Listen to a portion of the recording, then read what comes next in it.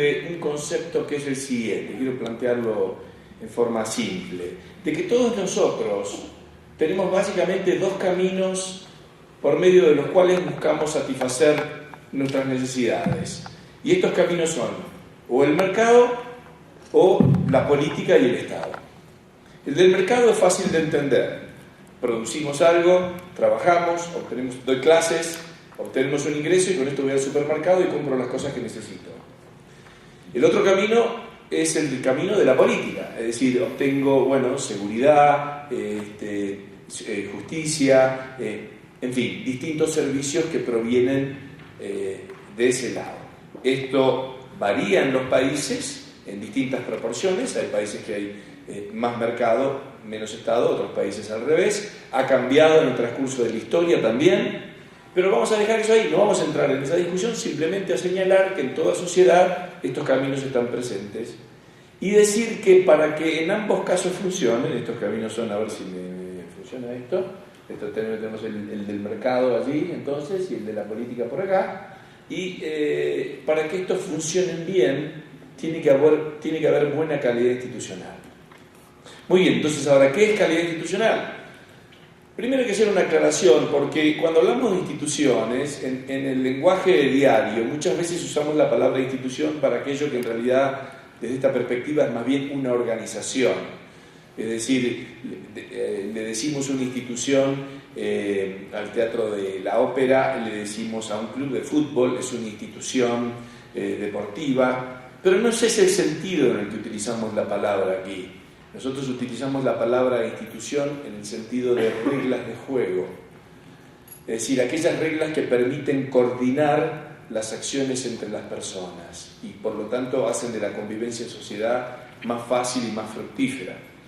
Es decir, volviendo al ejemplo del fútbol, ya que todos conocemos esto, la institución no es el Barcelona o el Real Madrid, la institución en realidad es el reglamento del fútbol, la relación que hay entre los clubes y la asociación nacional y con la FIFA y etcétera, etcétera. Ese marco de normas es el marco institucional de esta actividad que llamamos fútbol.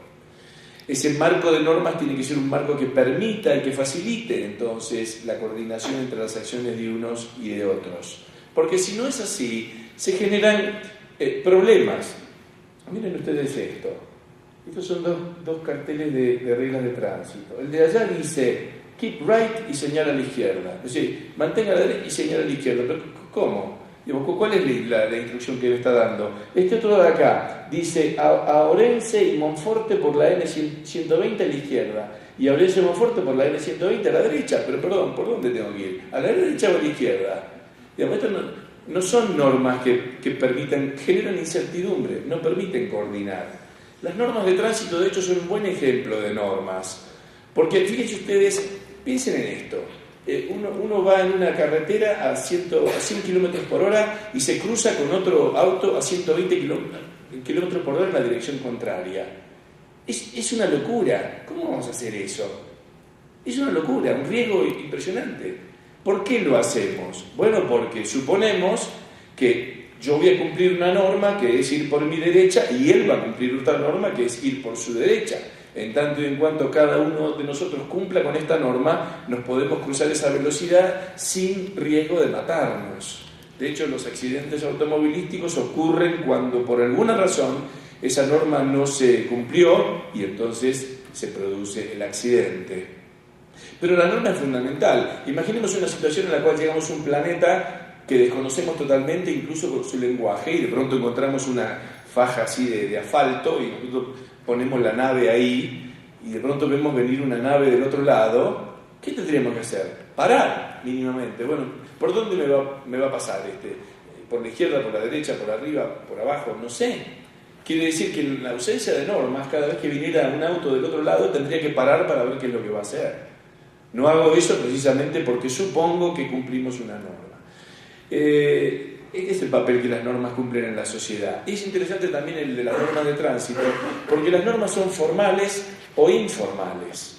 Las normas formales las dicta algún organismo, son normalmente escritas, hay alguna agencia que verifica su control, como la policía, por ejemplo, y hay alguna sanción en particular. Le ponen una multa a uno si no cumplió con la norma. Esas son las normas formales. Pero luego están las normas informales. Cualquiera de nosotros que salga aquí a la calle y intente manejar se va a dar cuenta que hay otra serie de normas que no son las que están escritas. En el tránsito eso se ve claramente en cualquier país. Lo que está escrito no es lo que sucede en la calle. La gente está cumpliendo con otro tipo de normas que no son exactamente así. Porque de hecho la verdad es que la ley formal de tránsito debe ser prácticamente muy parecida en casi todos los países. Pero a veces uno llega a un país y dice, no, yo acá ni me animo a andar con un auto porque la verdad que no conozco las normas informales. Ambas son importantes entonces para permitir esta coordinación.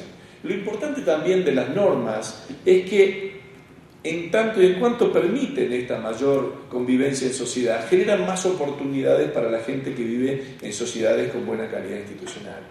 Las oportunidades son fundamentales, tener más oportunidades para poder alcanzar los objetivos que cada uno quiera tener en la vida, cualquiera de ellos que sean, pero lo fundamental es tener más oportunidades. Y la calidad institucional es determinante para eso.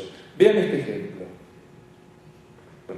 Una mayor calidad institucional, aparece ahí en la curva, genera un mayor nivel de ingresos. Los países que están en el eje horizontal más hacia el cero son los países de mayor calidad institucional, y en el eje vertical tenemos el ingreso per cápita. La curva muestra que aquellos países con mayor calidad institucional generan un mayor nivel de vida, un mayor nivel de riqueza, y que le permite a esas personas obviamente poder desarrollar y explorar distintas oportunidades. Pero veamos otro ejemplo, porque la verdad que normalmente en economía no podemos hacer experimentos nosotros, porque lo que estudiamos es lo que la gente hace, básicamente. Pero a veces la historia nos brinda oportunidades de algunos ejemplos. Veamos esto. Esta es la imagen de la península de Corea, de noche.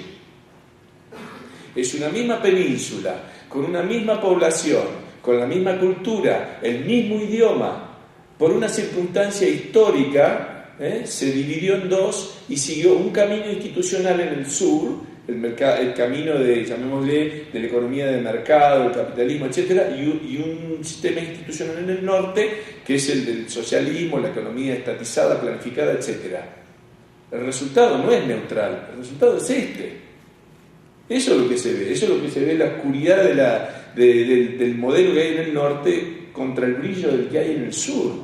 No es menor. Por eso, en cierta forma, a veces, claro, como salió aquí anteriormente, a veces a la juventud, y ya que están aquí, ¿no es cierto?, se ve atraída por ideas de izquierda, por ideas de socialismo, pero fíjense que están comprando una carga muy pesada. Tienen que explicar esto. ¿Y con qué cara sale uno a explicar esto?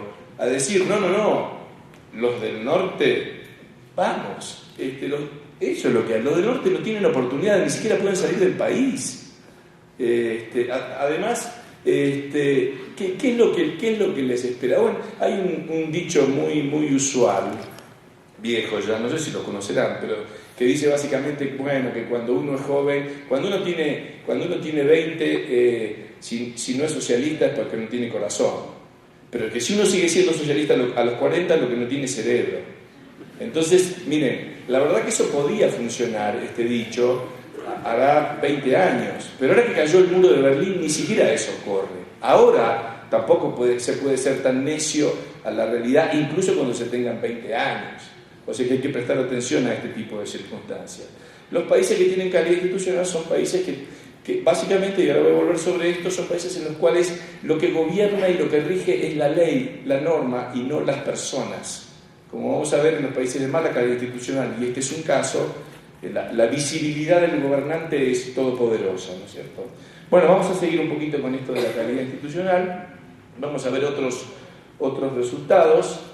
Yo voy a tratar de evaluar la calidad institucional tomando estas dos instituciones políticas e instituciones de mercado. Para eso voy a tomar estos indicadores que aparecen allí y quienes los producen.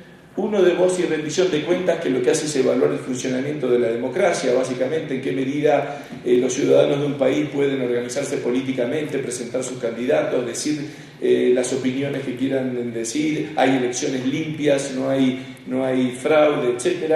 Luego un índice de vigencia del derecho también del Banco Mundial, que es básicamente cómo se respetan los derechos individuales, si hay una justicia independiente, si hay una Corte Suprema independiente, si la justicia básicamente funciona y produce fallos en un tiempo lógico, digamos, para que tengan algún tipo de efecto. Luego el índice conocido de percepción de la corrupción. ¿Por qué? Porque la existencia de corrupción ya de por sí señala mala calidad institucional, señala que no hay ningún tipo de controles ni de ejemplo de aquellos que están en las posiciones de gobierno, y se hace extensiva entonces la corrupción. Y por último, un índice de libertad de prensa que realiza esta ONG que se llama Freedom House, como elemento central, porque la prensa, ustedes saben bien, es un control del poder, ¿cierto? La prensa es la que es un elemento central para controlar cuáles son las acciones del gobierno. Y luego algunos índices que muestran la calidad de las instituciones de mercado. Hay uno de ellos sobre el cual voy a volver, que es Haciendo Negocios, que trata del Banco Mundial, trata de medir cuántos trámites hay que hacer para tener un negocio legalmente organizado. Un índice de competitividad global, que del Foro Económico Mundial, que evalúa, bueno, cuál es la competitividad de los países en términos de infraestructura, educación, capacitación de la mano de obra, etc. Y dos índices de libertad económica, uno hecho por la Heritage Foundation y el Wall Street Journal, y otro por el Fraser Institute en Canadá. Con esto de lo que se trata es de ver en términos relativos cuál es la performance de los países en estos indicadores en un ámbito y en el otro.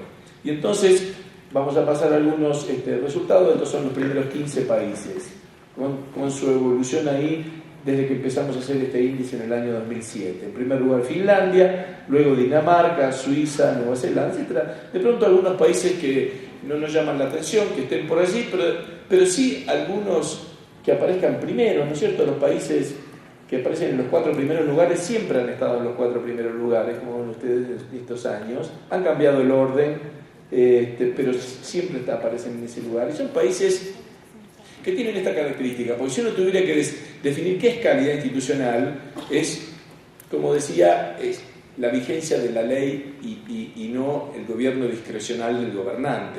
Y yo ahora le hago esta pregunta a ustedes, por ejemplo, tomemos uno, Suiza. Yo pregunto, ¿quién es el gobernante de Suiza? A ver, dígame. ¿Quién es? ¿Quién es? Nadie sabe. Pero quiero que le diga algo, los suizos no sé si saben muy bien quién es. ¿Por qué? Pero por ahí funciona igual. No está dependiendo del señor que está ahí y que lo tenemos todo el día en las noticias y que nos dice que va a salvarnos de esta forma o de la otra. El país funciona. ¿Quién es el gobernante de Finlandia? No sé, no sabemos quién es. Y sin embargo funciona, porque lo que funciona son porque hay limitaciones al poder. Entonces, pero volvamos al caso de la foto esa anterior. ¿Quién es el gobernante de Corea del Norte? Sí, claro, Kim Jong-il, el hijo del dictador anterior que se llamaba Kim Il-sung y el nieto de aquel que se vienen perpetuando desde hace 50 años como si fuera una monarquía. Ahí sí, claro, porque la verdad es que hasta para hablar hay que pedirle permiso a ese señor. Entonces, por supuesto que es omnipresente. Y como vamos a ver ahora en nuestros países latinoamericanos, también vamos a saber muy bien con nombre y apellido quién es el gobernante en algunos países. Cuanto peor la calidad institucional, más importante y más preponderante es la figura de allí del gobernante.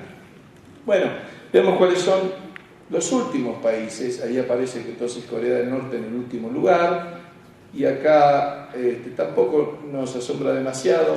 Los 3 últimos son asiáticos, hay muchos países africanos allí, y aunque aparece Venezuela luego ya entre los últimos, y voy a explicar tal vez por qué no aparece de pronto Cuba. Bueno, Cuba también es otro caso, ¿no es cierto?, en el cual uno sabe muy bien quién es el gobernante y también parece ser hereditario, ¿no es cierto? ¿Quién eligió a Raúl Castro? Fidel Castro lo eligió. ¿Quién otro? Bueno, veamos algo más. ¿Cuáles son los mejores por continente? Estos son los países que en cada continente aparecen mejores en el indicador. Y esto lo hago, no quiero extenderme demasiado, pero a mí lo que me preocupa, no lo voy a desarrollar aquí mucho, uno puede pensar en esto, que la calidad institucional genera ciertas consecuencias. Un mayor nivel de vida, mayores oportunidades, mayor nivel de inversión, eso lo hemos estudiado también. Pero también me interesa lo anterior. ¿Qué es lo que ocasiona que haya buenas instituciones? ¿Por qué ciertos países tienen mejores instituciones que otras? Y acá hay distintas teorías que simplemente las voy a mencionar. Hay algunas de ellas que hablan de la cercanía, de la ubicación geográfica.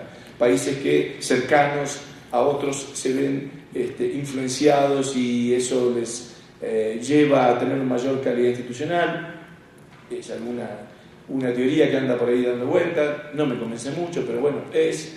Una segunda habla del tamaño de los países. Países pequeños tendrían mejor calidad institucional que los países grandes, porque los países pequeños tienen que ser abiertos necesariamente y entonces están más sujetos a la competencia institucional. Y uno podría decir, bueno, los países de Europa esos son pequeños, Nueva Zelanda, Australia no, Nueva Zelanda sí, Hong Kong, Taiwán sí, no en el caso de Canadá y Estados Unidos, por supuesto. En fin, algunos aparecen pero otros no.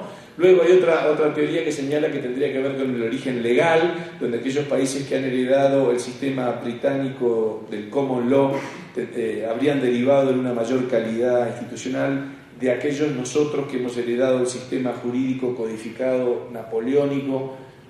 Puede ser, acá aparecen Nueva Zelanda, Australia, Hong Kong, bueno, Canadá, Estados Unidos, Botsuana, Sudáfrica, todos ellos han heredado el sistema como lo puede ser. En fin, y por último, una que particularmente me interesa, que es qué valores, ideas predominan en una determinada sociedad que luego determinan el camino que ésta va a recorrer.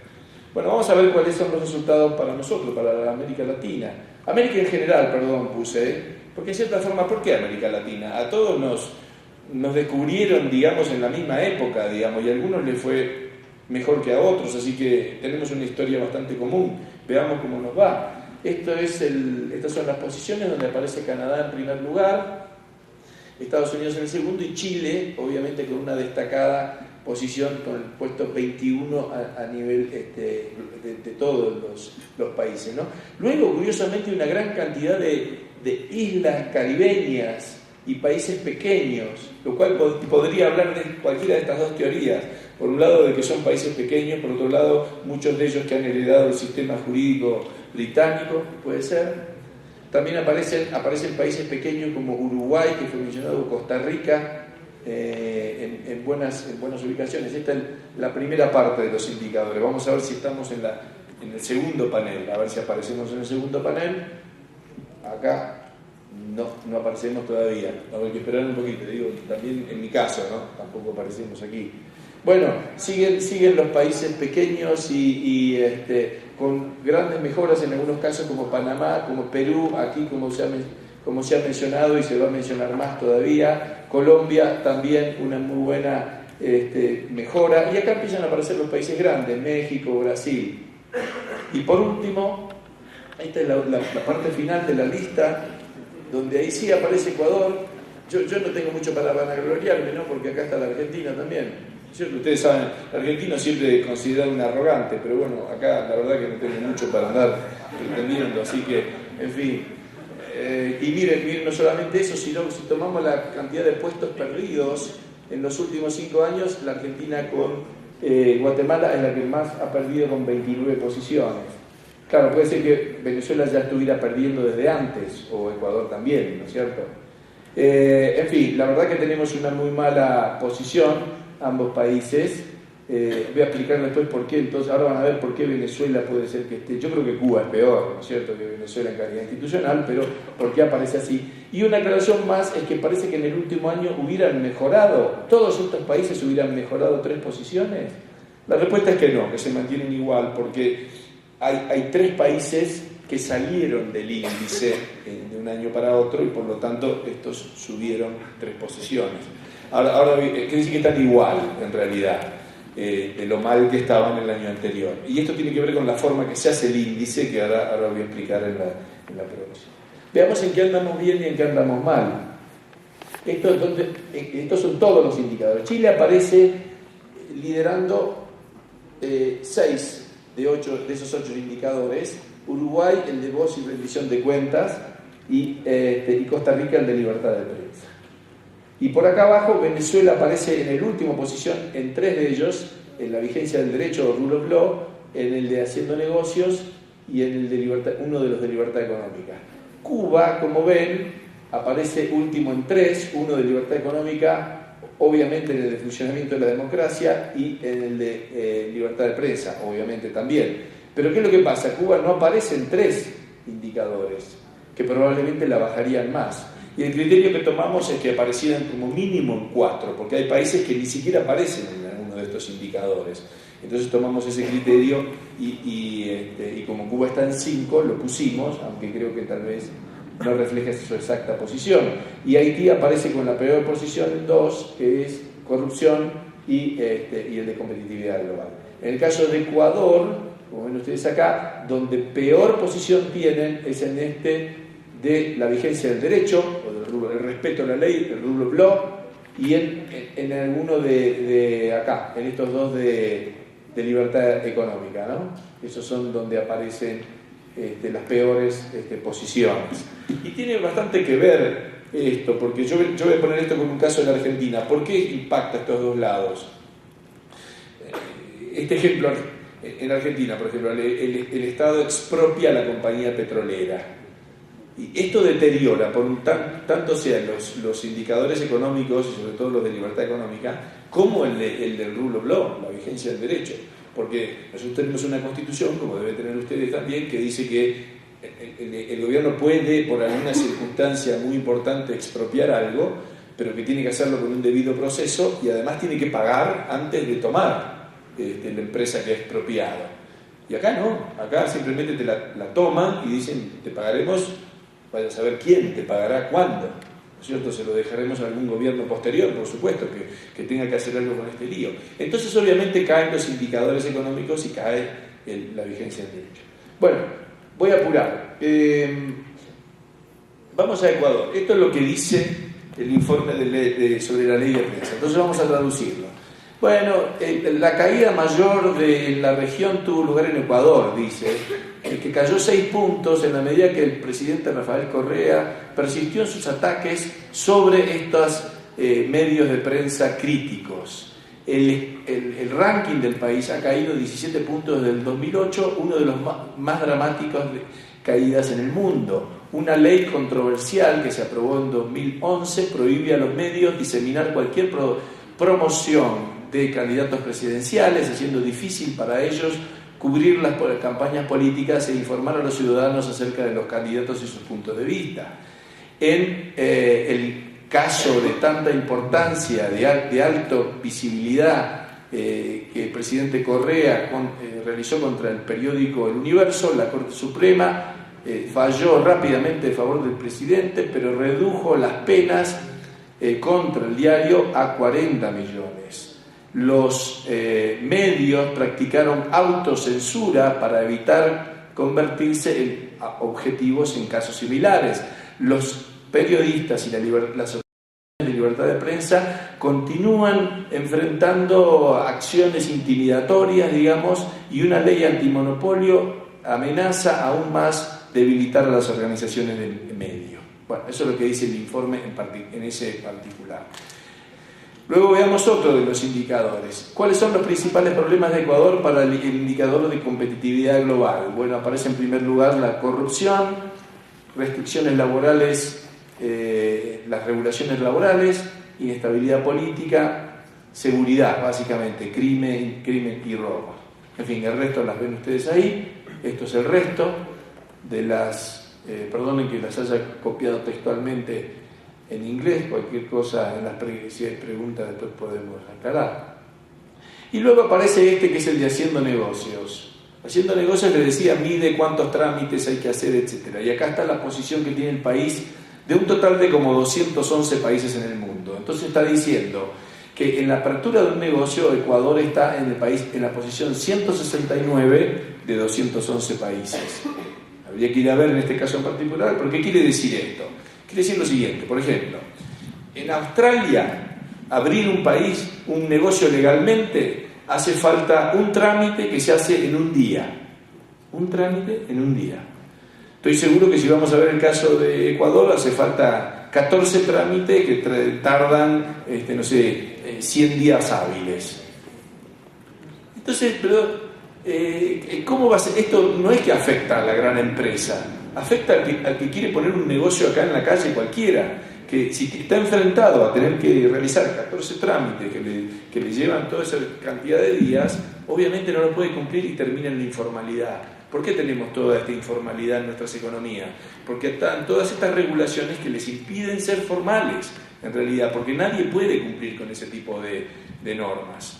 Entonces, acá, claro, se ven ciertamente estas debilidades. Ese parece ser uno de los puntos más débiles que presenta este indicador. El otro aparece como la resolución de la insolvencia, la protección de los inversores.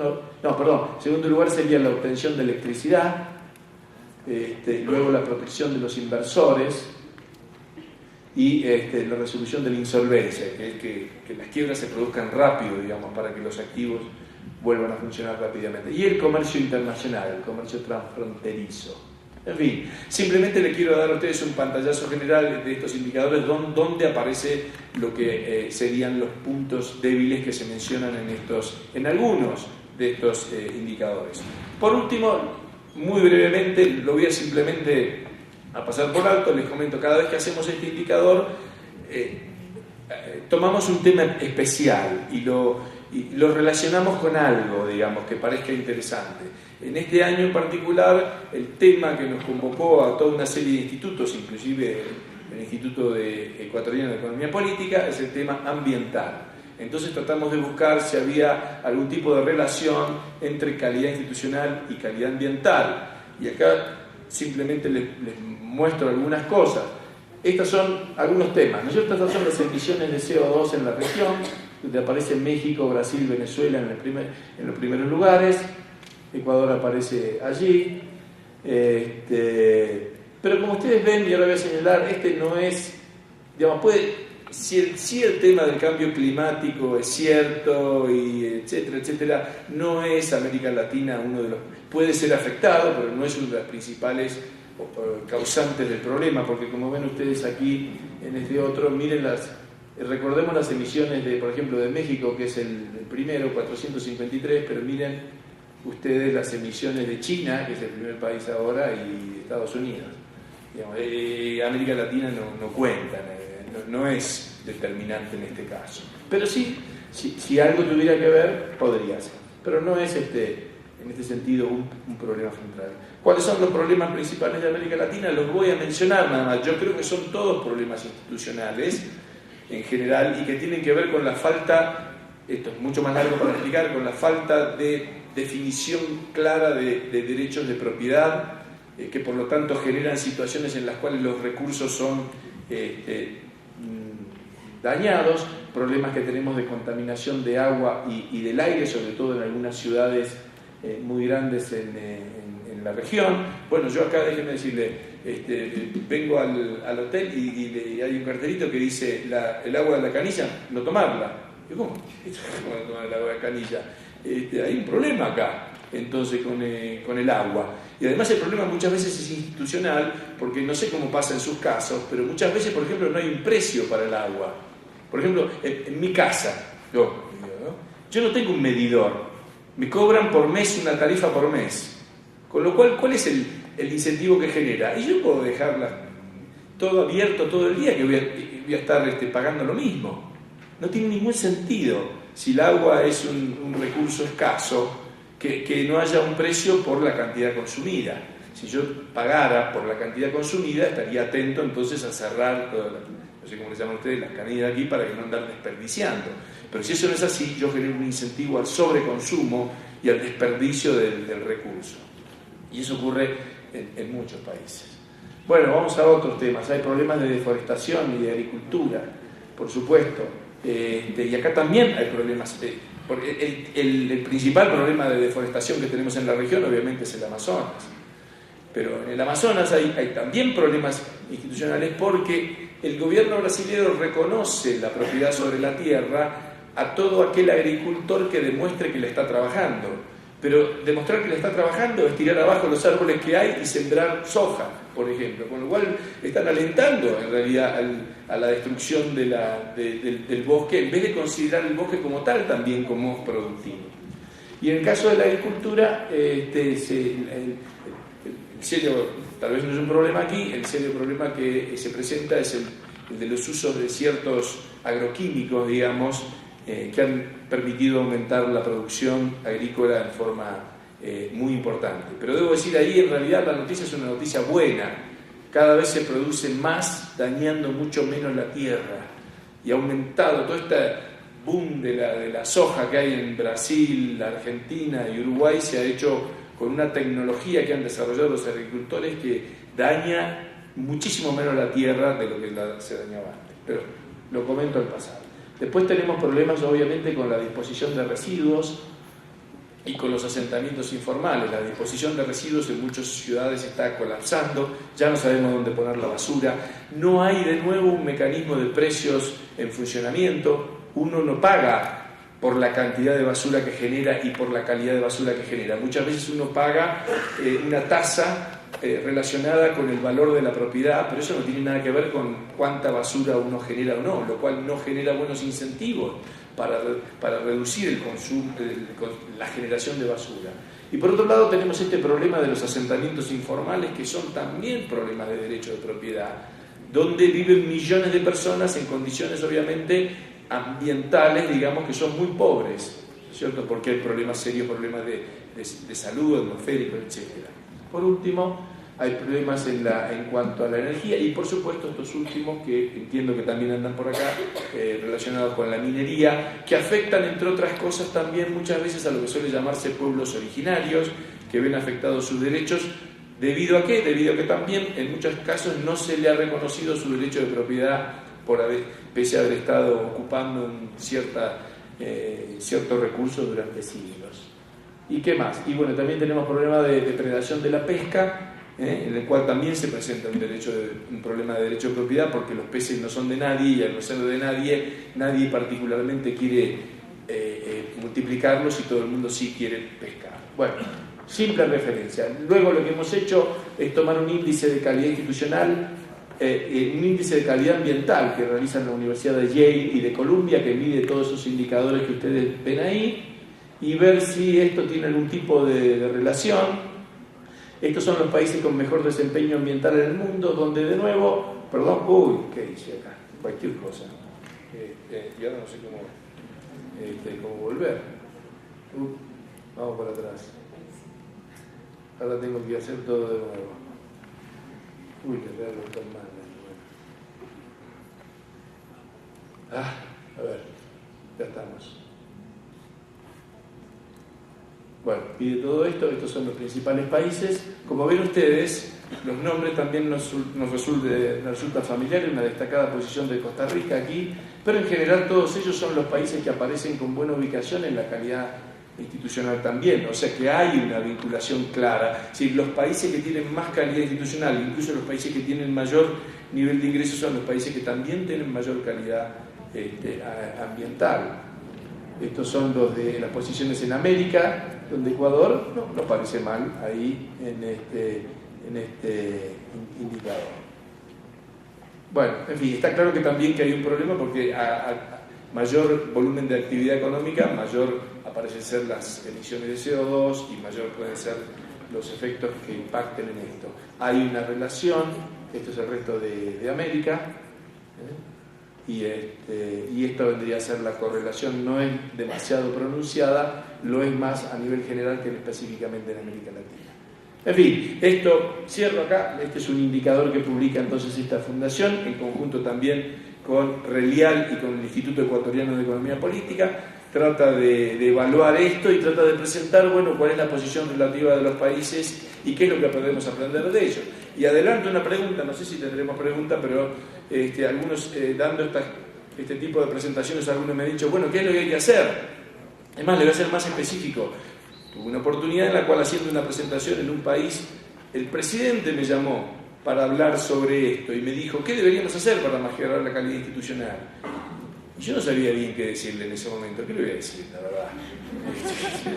Usted se embarcó en este problema, ¿por qué me mete a mí ahora en medio de esto? Entonces, yo me quiero ir a mi casa que viene el fin de semana. Pero en fin, en ese momento se me ocurrió algo de decir, mire, no es tan difícil el asunto. Usted simplemente tiene que mirar quién está primero y llame a su embajador y pregúntele qué es lo que está haciendo. Entonces, por ejemplo, en este asunto de cómo se aprueba un comercio, cómo se obtiene la licencia legal para establecer un comercio. Si en primer lugar está Australia, que hace un trámite en un día, llame a su embajador en Australia, que la verdad que no sabemos qué está haciendo en Australia, porque qué sentido tiene tener. Llámelo al de Australia y dígale, quiero para la semana que viene un informe de por cómo hace Australia para que un negocio esté abierto con un trámite en un día, y punto. No hay que inventar la rueda, veamos cómo hacen en cierta forma los que están en los primeros lugares y ahí aprenderemos al menos algo. Bueno, nada más, muchísimas gracias.